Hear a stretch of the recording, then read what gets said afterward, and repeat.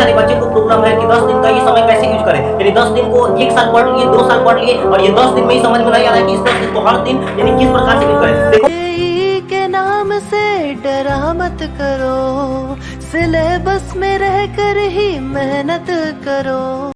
Hey everyone, welcome back to our JEE series. और देखिए यहाँ पे अब लगभग जेई में 10 दिन का समय बचा हुआ है और यहाँ पे काफी सारे बच्चे को प्रॉब्लम है कि 10 दिन का ये समय कैसे यूज करें, यानी 10 दिन को 1 साल पढ़ लिए, 2 साल पढ़ लिए और ये 10 दिन में ही समझ में नहीं आ रहा है कि इस 10 दिन को हर दिन यानी किस प्रकार से यूज करें। देखो मैं आपको एक बात पहले कंफर्म कर देना चाहता हूँ कि ये 10 दिन में आपको बहुत प्रोडक्टिवली इसको यूज करना है, यानी इसमें बहुत कुछ आपको लेना है इस 10 दिन में, क्योंकि आप 1 साल पढ़े हो, 6 महीना पढ़े हो, कोई फर्क नहीं पड़ता है। आपको ये 10 दिन यानी कि बहुत प्रोडक्टिवली यूज करना है। यहाँ पे इसको इस प्रकार से यूज करना है कि हर मिनट हर सेकंड अच्छा नंबर लाने में यानी कि आपको हेल्प कर रहा हो। तो किस प्रकार से 10 दिन यूज करना है उसी के बारे में आज हम लोग डिस्कस करने वाले हैं। वीडियो को पूरा जरूर देखिएगा क्योंकि इस वीडियो में तो हर बात आपके लिए बहुत ज्यादा इंपॉर्टेंट होगा। तो मैं इस 10 दिन में कितना कैसे रिवीजन करना है, कैसे पूरे सिलेबस को यानी कि आपको याद रखना है, कैसे किस प्रकार से पढ़े कि सभी सिलेबस को हम लोग याद यानी कि सभी सिलेबस को हम लोग रिवीजन कर पाए, किस प्रकार से पढ़े कि पढ़ा हुआ हमको याद यानी कि हमेशा एग्जाम टाइम तक याद रहे, हमेशा के लिए याद हो जाए। तो ये सभी बात पर मैं डिस्कस करूंगा,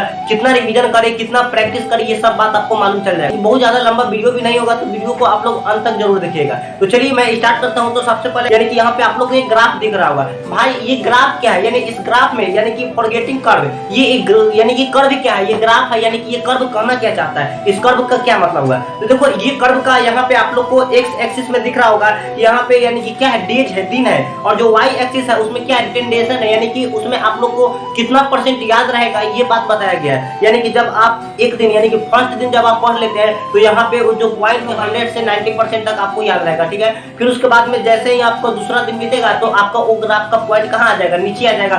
फिर तीसरा दिन पर फिर यानी कि आ जाएगा 80% पर, फिर यानी कि चौथा दिन पर आपका यदि रिवीजन नहीं करेंगे तो जो ग्राफ का जो पॉइंट है वो कहाँ पे आ जाएगा, 70% पर। और इस प्रकार से जो ग्राफ है वो धीरे धीरे धीरे धीरे धीरे यानी कि लो की ओर क्या होगा, बढ़ते जाएगा। तो आपको ध्यान देना है कि ये ग्राफ यानी कि नीचे नीचे आप लोग को दिख रहा होगा कि ग्राफ कुछ दिन के बाद में पूरा से क्या आ जाएगा नीचे। तो ये कहीं ना कहीं आपको ये यानी कि समझ में आ रहा होगा कि यदि आप 4 से 5 दिन पढ़कर रिवीजन नहीं करते हैं तो ये बहुत ज्यादा चांसेस है कि वह चीज आपको 40 से 50% तक ही याद हो, यानी कि 40 से 50% तक आप क्या कर गए हो, 50 से 60% तक भूल गए हो। तो ये आपको ध्यान देना है। लेकिन फिर से आप यदि इसको पढ़कर और फिर से अगले दिन रिवीजन करते हैं तो ये जो ग्राफ का पॉइंट जो आपको नीचे की ओर बढ़ते हुए आ रहा है, अब ये नीचे ना बढ़कर कहाँ जाएगा, ऊपर की ओर बढ़ने लगेगा। यहाँ पे आप लोग दिख रहा है वो फिर नीचे आएगा, फिर यानी कि उसको एक बार रिवीजन करोगे फिर से ऊपर बढ़ेगा, फिर नीचे आएगा, फिर याद करोगे फिर ऊपर जाएगा, फिर रिवीजन करोगे फिर ऊपर जाएगा। और ये क्या हो जाएगा, यदि बार बार रिवीजन करते हो तो हमेशा के लिए आपके माइंड में क्या हो जाएगा, सेव हो जाएगा। तो ये बात आपको ध्यान देना है कि यहाँ पे रिवीजन पार्ट बहुत जरूरी है,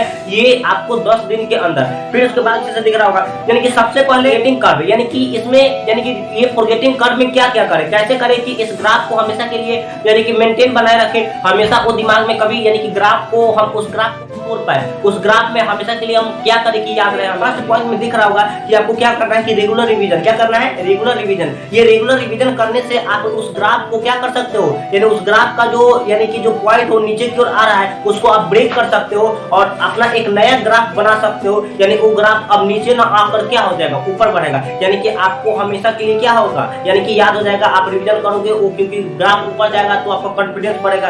कॉन्फिडेंस भी हेल्प करता है आपको चीजों को याद रखने में, तो ये बात को आप लोग को ध्यान रखना है। फिर उसके बाद में दूसरा आपको देखो ये साइंटिफिक प्रूफ है कि जब हम लोग लिख कर याद करते हैं तो वह चीजें जल्दी याद हो जाती है। तो आप लोग को लिख कर और क्या करना है, उसको याद करना है, लिख कर और माइंड में सोचना है कि अभी हमने जो याद किया वो क्या याद किया। तो माइंड को यानी कि शांत कर कर आंख को बंद कर कर उसको बारे में सोचोगे तो वो चीज आपके लिए क्या हो जाएगा, हमेशा के लिए सेव हो जाएगा। फिर उसके बाद में तीसरा इसका एक और पॉइंट क्या है, यानी कि टीच करना है। आपको इस तरीके से पढ़ना है कि जैसे मान लो किसी को पढ़ाना हो, मान लो कि आप पढ़ रहे हो और ये माइंड में सोचो कि किसी छोटे भाई को या किसी छोटे बच्चे को किसी दूसरे बंदे को समझाना है तो हम कैसे समझा पाएंगे। तो इसीलिए आपको किसी को पढ़ाना है तो आप लोग जब इस प्रकार से पढ़ोगे तो आपको याद हमेशा के लिए रह जाएगा। और वो रिवीजन जब चीजें याद रहती है तो रिवीजन करने में भी आसानी होती है, एक बार नजर मारते हैं तो वह चीज क्या हो जाती है, आसानी से याद रहती है। फिर उसके बाद में आगे बात करके लर्न करना है। देखिए यहाँ पे आपको ध्यान रखना है कि केवल यानी कि याद करने का क्या मतलब हुआ, रिवीजन का क्या मतलब हुआ, केवल पढ़ते जा रहे हैं नहीं, वो क्या पढ़ रहे हो हमारे माइंड में उस बात का यानी कि मतलब समझ में आना चाहिए।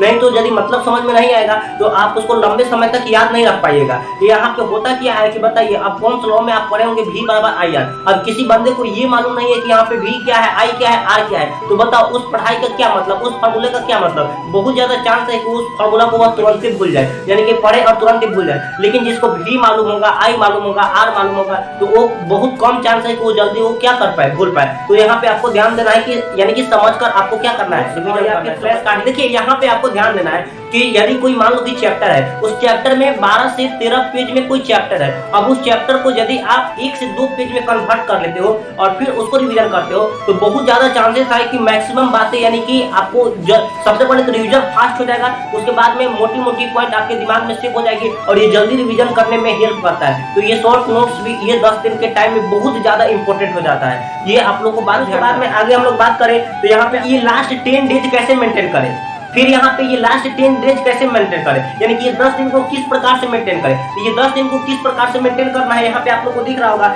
यानी कि फर्स्ट डे से लेकर 4th डे तक आप क्या करो, फुल सिलेबस को रिवीजन करो। देखो ये 10 दिन आपके लिए काफी ज्यादा इंपॉर्टेंट है। ये 10 दिन यदि आप फुल सिलेबस को 4 दिन, यदि आप 10 दिन में 4 दिन फुल सिलेबस को रिवीजन करने में देते हो, फिजिक्स को भी, केमिस्ट्री को भी, मैथमेटिक्स को भी, तो बहुत ज्यादा चांसेस है कि आपका बहुत अच्छा परसेंटाइल बन रहे हो। तो यहाँ पे 4 दिन आपको क्या करना है, बहुत अच्छे से उसको फुल सिलेबस को रिवीजन करना है और फिजिक्स को भी, केमिस्ट्री को भी और मैथ को 4 दिन ही रिवीजन करना है। फिर उसके बाद में यहाँ पे यानी कि 5वें दिन से 9वें दिन तक आपको मॉक टेस्ट देना है। देखिए मॉक टेस्ट आपके लिए यहाँ पे अभी के समय में बहुत ज्यादा जरूरी है। लास्ट दिन जो बचता है उस दिन आप लोग थोड़ा बहुत यानी कि रिवीजन करने का मन करे तो रिवीजन करो और उसके बाद में आप लोग क्या करो, चिल करो। तो यहाँ पे आप लोग को ध्यान में रखना है कि यानी कि फर्स्ट डे से 4th डे तक फुल सिलेबस को आपको क्या करना है, रिवीजन करना है। फिर उसके बाद रिवीजन में कितना टाइम देना है, किस सब्जेक्ट को, ये अभी हम बताएंगे। से 9वें दिन तक आपको क्या करना है, यानी कि मॉक टेस्ट में टाइम देना है। फिर उसके बाद में लास्ट दिन का जो समय है उसमें आपको ये गलती नहीं करना है, उस दिन आपको मॉक टेस्ट नहीं देना है।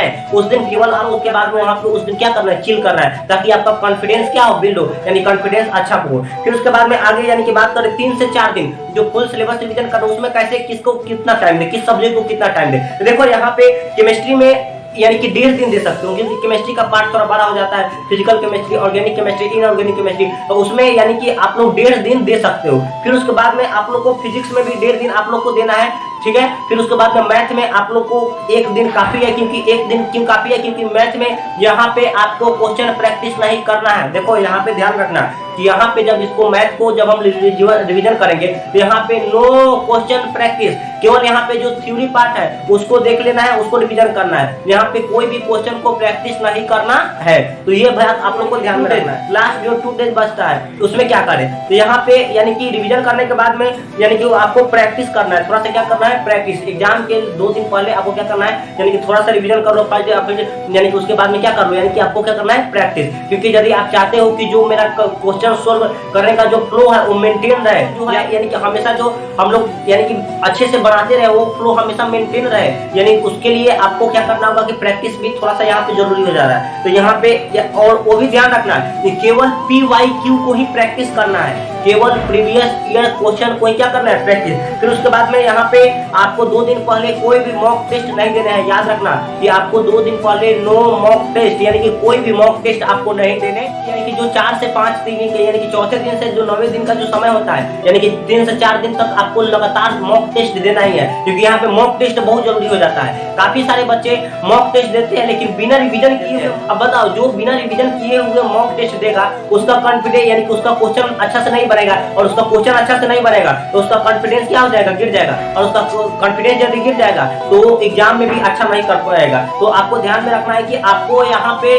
यानी कि प्रॉब्लम नहीं लेना है, यानी कि रिवीजन करना है, फिर उसके बाद में मॉक टेस्ट देना है। फिर उसके बाद में लास्ट दिन 2 दिन जो बचता है उसमें आपको कोई भी मॉक टेस्ट नहीं देना है। उसमें थोड़ा सा आप लोग प्रैक्टिस कर सकते हो थोड़ा बहुत, और उसके बाद में थोड़ा सा रिवीजन कर लो, और बस वहाँ पे उस समय उसके बाद में आपको चिल करना है। वहाँ पे यदि आप मॉक यानी कि ये गलती आप फर्स्ट अटेम्प्ट में किए होंगे, गलती क्या किए होंगे कि लास्ट दिन या फिर 1 दिन पहले भी, एग्जाम के 1 दिन पहले भी आप यानी कि मॉक टेस्ट दिए होंगे। आपको ध्यान में रखना है कि लास्ट 2 दिन पहले आपको कोई भी मॉक टेस्ट नहीं देना है, क्योंकि तैयारी आपका कितना भी अच्छा क्यों ना हो, यानी कि प्रेशर इतना रहता है कि आप गलतियां कर ही दोगे, और गलतियां कर दोगे तो फिर से मॉक टेस्ट में अच्छा नंबर नहीं आएगा, तो फिर आपको यानी कि आपका कॉन्फिडेंस गिर जाएगा, और आपका कॉन्फिडेंस गिर जाएगा तो आप फिर से जो आप एक्सेप्ट कर रहे हैं एग्जाम में उस अच्छा नहीं हो पाएगा। तो आपको ध्यान में रखना है कि ये सब बात, यानी कि आपको मॉक टेस्ट नहीं देने हैं लास्ट 2 दिन पहले, चिल करो और बस थोड़ा बहुत प्रैक्टिस कर लो और मस्ती से आप लोग एग्जाम देने जाओ। डरना नहीं है, हम मानते हैं कि लास्ट दिन जो यानी लास्ट 10 दिन में डर लगता है, लेकिन आपको इस डर से लड़ना है,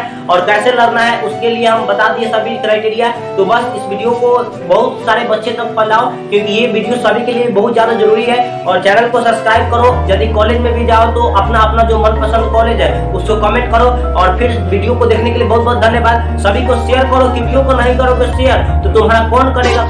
तो दोस्तों मैं छोटा सा एक मोटिवेशन शेयर करना चाहूंगा कि कल क्या होगा वो सोचना छोड़ दो, कल क्या होगा वो सोचना छोड़ दो, और मेहनत करो और सारे रिकॉर्ड तोड़ दो।